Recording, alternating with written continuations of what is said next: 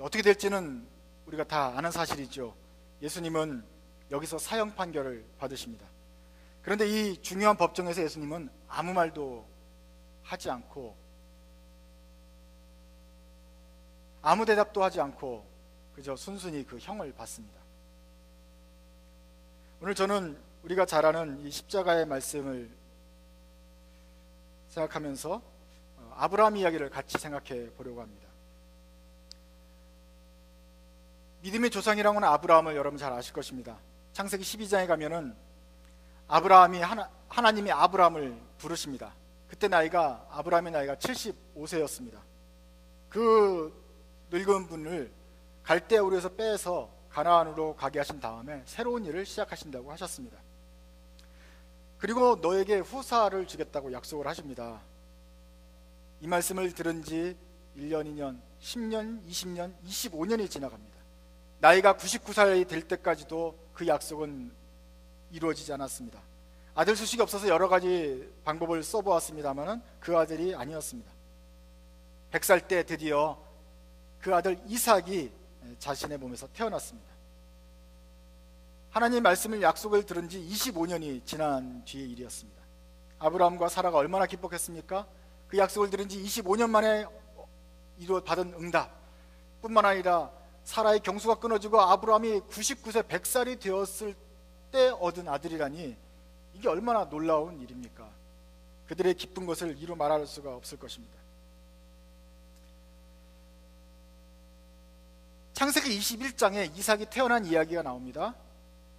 그런데 22장, 바로 그 다음 장에는 아주 이상하고 흥미로운 이야기, 여러분이 잘 아시는 이야기 나오는데 그것은 바로 하나님이 아브라함을 시험하는 이야기입니다.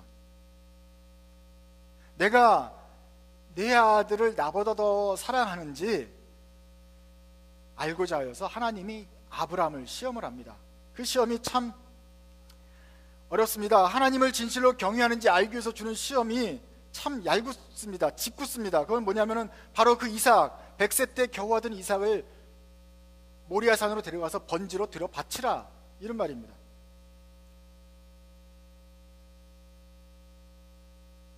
(21장에서) 아들을 낳아서 기뻐했던 이삭, 아브라함과 사라의 모습이었는데 22장 가서는 그 시험이 떨어지는 겁니다. 물론 그 사이에 10몇 년의 시간이 흘렀을 것입니다. 왜냐하면 벌써 이 장작도 이삭이 들고 갈 정도가 되었으니까 어느 정도 청소년이 되었을 거란 말입니다. 그럴듯하게 번듯하게 자라나는 이 아들을 하나님은 받으신다고, 번제로 바치라고 명령하셨을 때 아브라함이 이 말을 순종을 합니다. 그리고 3일 길을 말없이 그 아들과 함께 갑니다. 모리아산에 이르러서는 아브라함이 시키는 대로 이삭은 나무단을 지고 묵묵히 그 산을 올라갑니다. 그것을 볼 때 우리 얼마나 마음이 슬픈지 모릅니다. 더 마음이 짠한 장면은 이것입니다. 가다가 그 순둥이 이삭이 이렇게 묻습니다. 아버지, 이 나무는 있는데 하나님께 드릴 번제할 어린 양은 어디 있습니까? 사정도 모르고 묻는 이 아들의 질문에 아브라함이 이렇게 대답합니다. 아들아, 하나님이 받으실 그 양은 하나님이 스스로 준비하실 것이다. 이렇게 둘러대는 아브라함의 마음을 우리는 공감할 수 있습니다. 여기서 우리가 보는 하나님의 아들, 하나님의 모습, 참 나쁜 하나님입니다. 아니, 좀 짓궂습니다. 어쩌면 사람을 시험해도 이렇게 얄궂은 시험으로 시험하는지 모르겠습니다. 어떻게 이렇게 아브라함을 궁지로 몰아넣습니까? 아브라함이 그 아내 사라와 함께 평생을 같이 했는데 이때는 사라와 의논한 흔적도 없습니다. 그 고통을 우리는 이해하지 않습니까? 어떻게 하나님이 이렇게 주셨다가 뺏어가십니까? 주신 분도 하나님이고 가져가시는 분도 하나님이라고 우리가 알지만, 그렇다고 해서 줬다가 이렇게 뺏어가시면 안 됩니다. 번제단에 올려두고서 이제 칼을 둡니다. 그때까지도 아무런 변화가 없었습니다. 그래서 아브라함은 정말로 칼을 휘둘러서 아들을 죽여야 되나 보다 하고 생각을 했을 것입니다. 근데 바로 그때 마지막 순간에 나타나셔서 급하게 부르시면서 이삭을 죽이지 마라, 내가 네 마음을 이제 알았다 하고서는 그 옆에 수양을 준비해 두었으니까 이걸로 번제를 드려라. 아니 그렇게 수풀에다가 수양에 뿔에 걸려서 걸려 놓으실 분이, 그렇게 해서 결국은 수양을 번제로 받으실 거면서 이삭을 살려주실 분이 왜 그렇게 아브라함을 그렇게 고민하게 만들고 막 속 애간장이 탈 정도로 그런 험악한 시험을 주셨는가? 웃기지 않습니까? 그럴 줄 알면서 왜 사람을 이렇게까지 궁지로 몰아넣느냐? 이 하늘에 계신 하나님이 너무 얄궂고 짓궂고 보기에 따라서는 정말 자기 멋대로 하는 고집불통 영감쟁이처럼 보이고, 이렇게까지 무리한 요구를 하는 하나님을 우리가 이해하기 힘들고 오해하게 되겠다 하는 말입니다. 그렇게 해서 아브라함을 골탕 먹이면, 그러고 나서 아브라함의 마음을 알겠다 그러면 이 마음이 편하겠느냐 하면서 우리가 하나님을 원망합니다.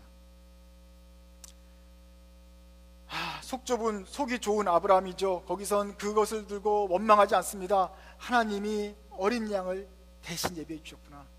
하나님은 예비해 주신 하나님이구나. 여호와 이레의 하나님이다 하고 하나님을 찬양합니다. 또 하나님은 그 말에 화답하듯이 내가 너의 아들까지도 아끼지 않고 나를 경외하는 줄 내가 알았기 때문에 이제 너에게 큰 복을 주겠다, 그 약속을 하십니다. 창세기 22장 이 말씀은 많은 사람을 참 힘들게 합니다.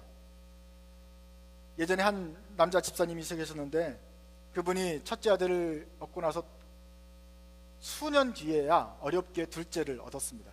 그래서 그 둘째가 태어난 것은 자기에게 있어서는 참 큰 간증이라고 말합니다.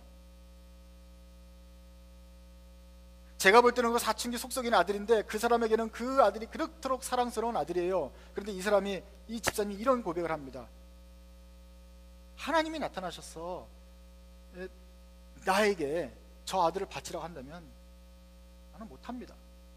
저 아들을 하나님이 준 거란 것도 확실하지만, 하나님이 어떤 약속을 해서 내가 이게 지키려고 노력을 하겠지만, 아들을 하나님께 바치라 한다고 말하면 난 그거는 도무지 못하겠습니다. 이렇게 솔직한 고백을 합니다. 내 사랑하는 아들만큼은 바칠 수 없다. 이것이 우리 모두의 생각이 아니겠습니까? 바로 이 아브라함이 이삭을 바치는 이야기는 몇 가지 이런 문제점들이 많이 있습니다. 첫째로는 아들을 주셨다고 해서 하나님이 그걸 빼앗아 가실 수 있는 자유가 있는 것입니까? 이렇게 줬다가 뺏어도 되는 것입니까? 원래 우리가 알던 하나님이, 창세기 1장부터 쭉 나타난 그 하나님이 그런 속 좁고 옹졸한 하나님이었습니까? 아니었습니다. 사랑이 많고 넘치고 우리를 위하시는 자비로운 하나님이었는데, 유독 22장에 와서만 자기를 위하여 번제를 드려라, 내가 네 마음을 알고자 한다, 아주 나쁜 식으로 나옵니다. 이런 이상한 행동을 하는 것이 우리를 깜짝 놀라게 하는 거 아닙니까? 전반적으로 나타난 하나님의 모습과 다른 이해할 수 없는 행동이 되는 것입니다.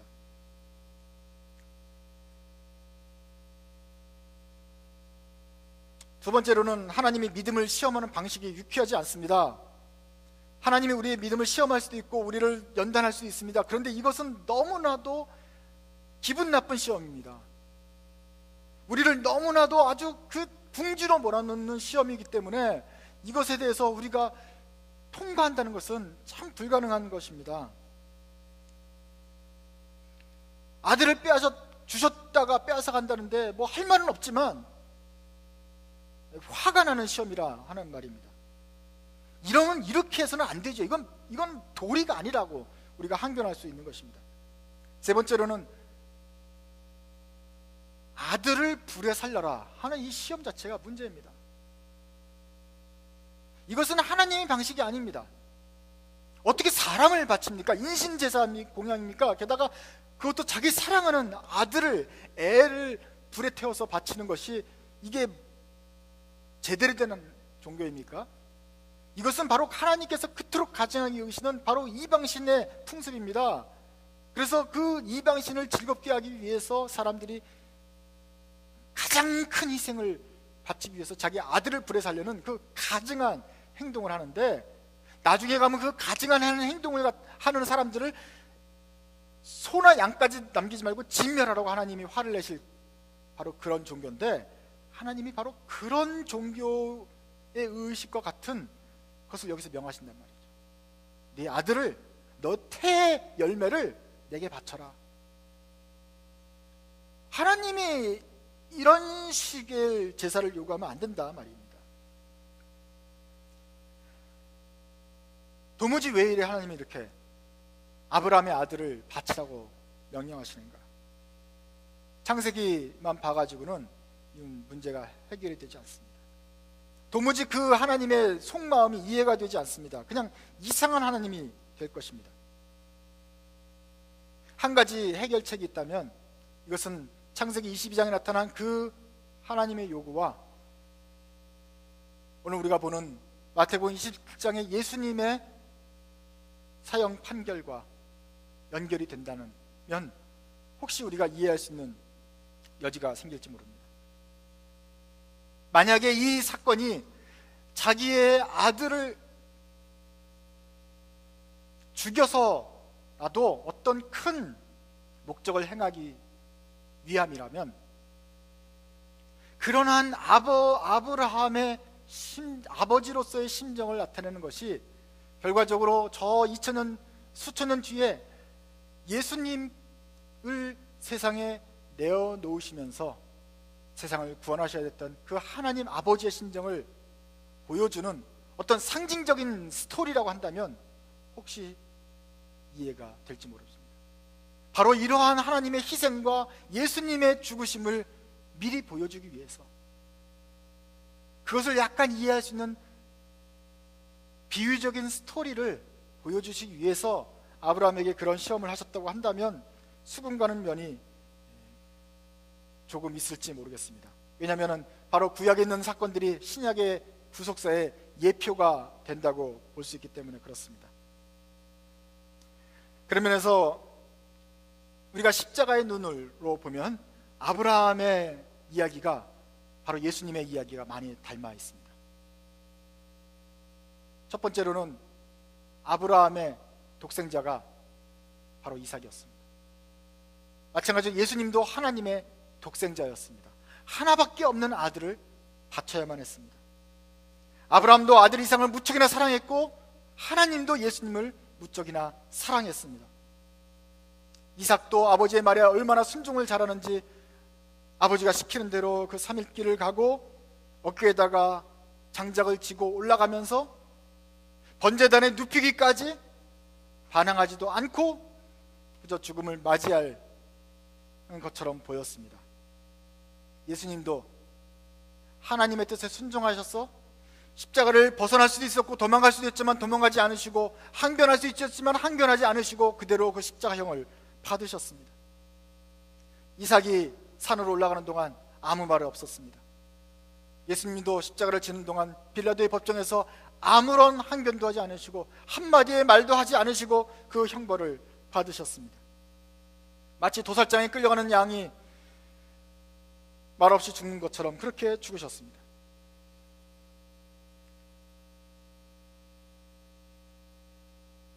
아브라함이 3일 길을 고민하면서 그 모리아 산까지 걸어갔습니다. 하나님도 예수님께서 죽으셔야 되는 그 십자가에까지 3년을 곁에서 지켜보시면서 그 길을 함께 하셨습니다. 그렇기 때문에 아들을 번제물로 바쳐라 라는 말을 듣고 고민하면서 실행에 옮기는 그 고민하는 아버지의 모습은 바로 하나님 자신의 이야기인 것입니다.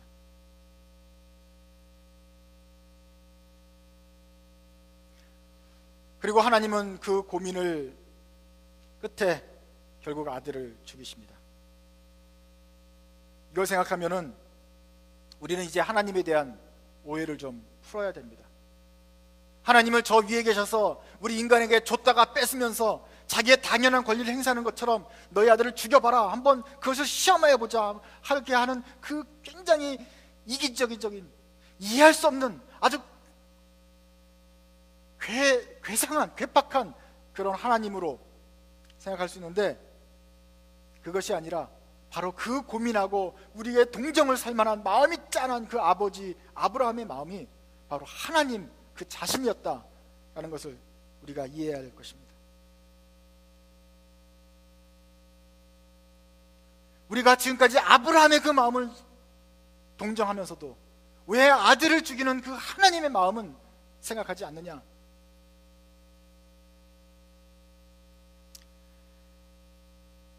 그러나 아브라함의 이야기와 하나님 십자가 이야기가, 예수님의 십자가 이야기가 비슷한 점이 많지만 그러나 다른 점도 있습니다.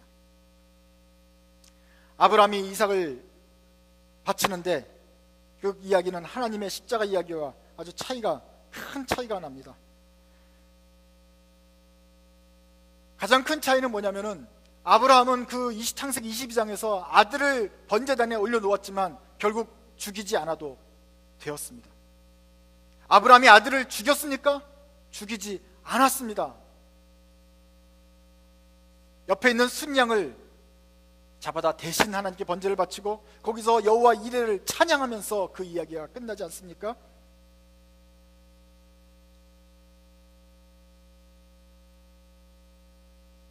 근데 십자가의 사건에서는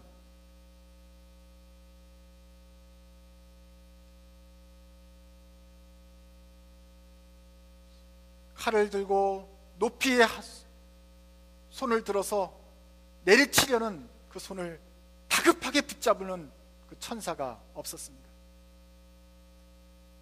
급하게 나와서 아브라함아, 아브라함아, 내가 네 마음을 알겠다 하고 급하게 만류하는 하늘로부터 오는 소리가 없었습니다.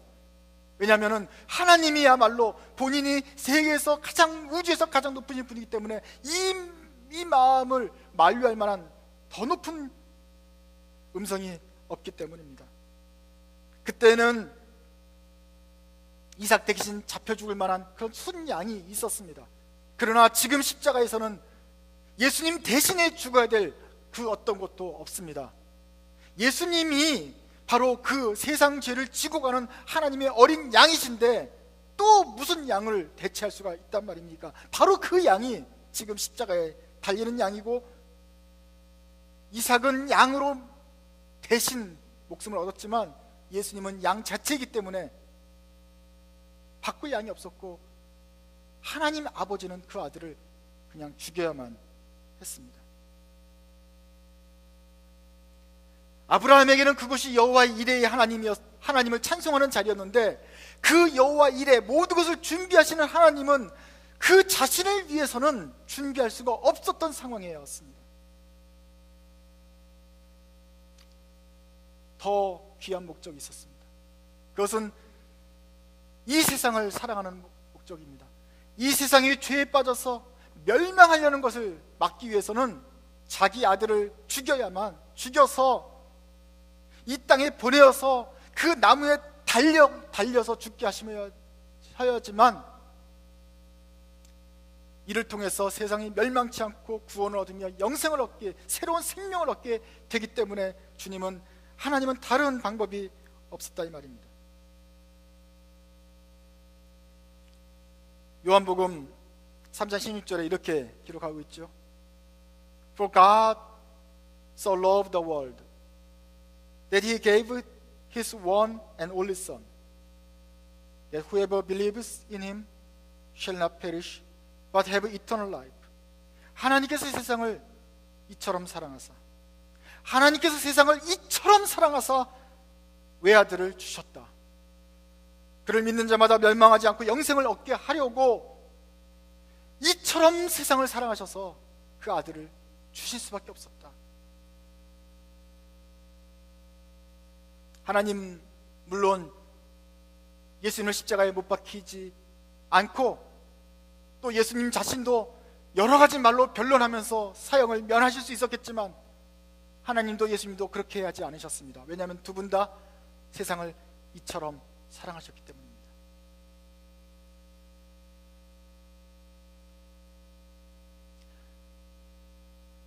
이 시험 뒤에 아브라함이 하나님의 칭찬을 받습니다. 야, 내가 네 아들을 아끼지 않은 것을 보았다. 그러므로 내가 너에게 큰 복을 주겠다. 내 후손이 하늘의 별처럼 바닷가의 모래알처럼 많아질 것이다. 내가 대적의 성문을 차지하고 이기게 될 것이다. 만민이 너로 인해서 복을 받게 될 것이다 하고 축복을 받았습니다.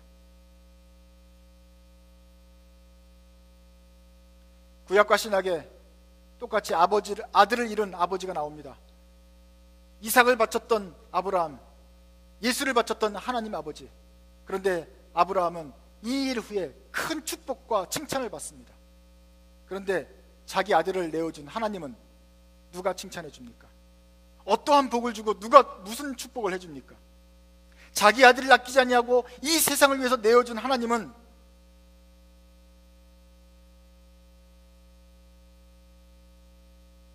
아브라함의 아들은 살려주면서도 정작 자기 아들을 살려주지 않았던 그 하나님의 마음은 누가 축복해주고 누가 칭찬해주는 것입니까? 아브라함의 아들은 죽지 않았어요. 그런데 하나님의 아들은 죽었어요. 그러면서 더 큰 칭찬을 받아왔다 하지 않습니까?